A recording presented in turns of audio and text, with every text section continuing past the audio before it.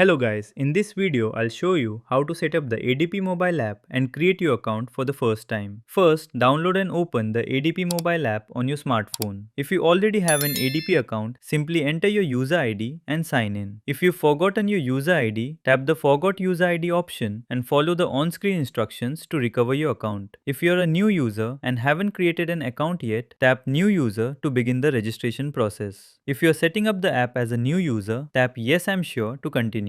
Next, enter your registration code if your employer has provided one. This code is usually supplied by your company or HR department. Then, select your country or region. After that, enter your first name and last name exactly as they appear in your employer's records. Next, enter your date of birth when prompted. You'll then need to verify your identity by entering your employee ID or associate ID. If you don't know your employee ID, the app may allow you to verify your identity using your social security number or another supported identification number depending on your employer's setup. After entering the required information, tap Continue and follow the remaining on-screen instructions to complete your account registration. Once your identity has been verified, you can finish setting up your ADP account and sign in to access your payroll information, pay statements, tax documents, and other employee services available through the app. And that's it. That's how you can set up the ADP mobile app and register your account. I hope this tutorial helped you. If it did, don't forget to like the video, subscribe to the channel, and leave a comment below.